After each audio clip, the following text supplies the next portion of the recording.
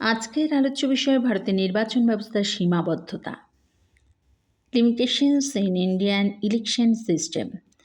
1952 সাল থেকে ভারতের নির্বাচন ব্যবস্থার ইতিহাসটা যদি দেখা যায়, তাহলে সেইটা পর্যালোচনা করলে তার বেশ কিছু সীমাবদ্ধতা কিন্তু আমরা চিহ্নিত করতে পারি। আচ্ছা, এক্ষেত্রে বলি যে ভোটার তালিকা প্রস্তুত ও সংশোধনের প্রক্রিয়া সবটাই যে ঠিকঠাক তা কিন্তু নয়, অর্থাৎ সেটা কিন্তু সন্তোষজনক নয়। ভোট গ্রহণের প্রাক্কালে ভোটার তালিকার ত্রুটি বিচ্যুতি কিন্তু প্রকট হয়ে পড়ে। ভোটার তালিকায় বহু ভোটারের নাম আছে যেখানে কিনা সে বৈধ ভোটার কিন্তু সেখানে থাকে না, অর্থাৎ বৈধ ভোটারে কিন্তু নাম সেখানে থাকে না। তা অনেক সময় মৃত ব্যক্তিদের নামও কিন্তু এই তালিকায় পাওয়া যায়, কিন্তু ক্ষেত্রবিশেষে জীবিত ব্যক্তির কিন্তু অনেক জায়গায় আবার নামও থাকে না। এছাড়াও বলি যে নির্বাচন প্রক্রিয়ায় টাকার, বিশেষত কালো টাকার দাপট নির্বাচন ব্যবস্থাকে কিন্তু একেবারেই খারাপ করে দিয়েছে। এর ফলে দেশের সার্বভৌমতার উপর বেশ একটা বিরূপ প্রতিক্রিয়া সৃষ্টি হয়। আর্থিক দুর্নীতি নির্বাচনী প্রক্রিয়াকে একেবারেই কলুষিত করেছে। আর এই অবস্থায় গরিব মানুষ কিন্তু নির্বাচনী প্রক্রিয়া থেকে একেবারেই সরে যাচ্ছে। এছাড়াও বলি যে নির্বাচনে দাঙ্গা হাঙ্গামা ও সংঘর্ষ, গুন্ডাবাজি এগুলো কিন্তু মানে এই সমস্যা কিন্তু চলছেই এবং দিনে দিনে তা বাড়ছে। নির্বাচনের প্রাক্কালে সমাজবিরোধী, দুষ্কৃতী, মাফিয়া প্রভৃতি অসাধু ব্যক্তিদের দাপট বিশেষভাবে কিন্তু বৃদ্ধি পাচ্ছে।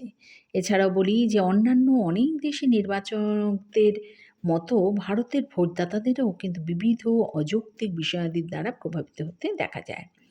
ধর্ম, জাতপাত ও সম্প্রদায়গত বিচার বিবেচনার দ্বারা প্রভাবিত হয়ে এদেশের অনেক মানুষ নির্বাচনী সিদ্ধান্ত গ্রহণ করে থাকেন।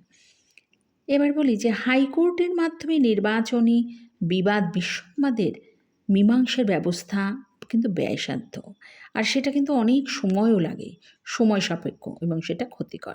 ভারতের উচ্চ আদালতগুলো মামলা মোকদ্দমার মাত্রাতিরিক্ত চাপে খুবই ব্যস্ত থাকে।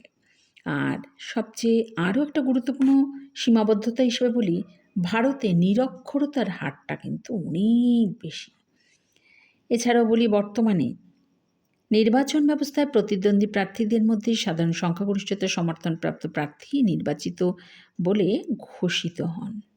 এই পদ্ধতিতে প্রদত্ত যে ভোট মোট বৈধ ভোটের অর্ধেকের অনেক কম বা সংখ্যালঘিষ্ঠ ভোট পেয়েও একজন প্রার্থী নির্বাচিত হয়ে যেতে পারেন। এছাড়াও বলি যে সাধারণ সংখ্যাগরিষ্ঠতা সমর্থনের প্রার্থী কিন্তু নির্বাচিত হন। এই পদ্ধতিতে কোনো একটা রাজনৈতিক দলের প্রাপ্ত মোট ভোটের সঙ্গে প্রাপ্ত মোট আসনের কিন্তু অনেক ব্যবধান দেখা দেয়। এছাড়াও লাস্টলি বলি যে ভোট প্রদানের কম হার ভারতের নির্বাচন ব্যবস্থার কিন্তু একটা বড় ত্রুটি। ভোট প্রদানের হার কম হওয়ার কারণে সামান্য সাধারণ সংখ্যাগরিষ্ঠতা ভোট পেয়েই একজন প্রার্থী কিন্তু নির্বাচিত হয়ে যায়। এইভাবেই যেই রাজনৈতিক দল ক্ষমতাসীন হয়, সম্যক বিচারে সেই দলকে দেশের সংখ্যাগরিষ্ঠ মানুষ কিন্তু সমর্থন করেনি। সুতরাং এই রকম সরকারকে সঠিক বিচারে জনপ্রতিনিধিত্বমূলক সরকার কিন্তু বলা যায় না।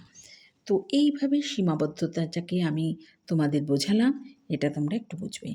এটা হচ্ছে ভারতের নির্বাচন ব্যবস্থার সীমাবদ্ধতা। এটা কিন্তু বেশ একটা ভালো টপিক।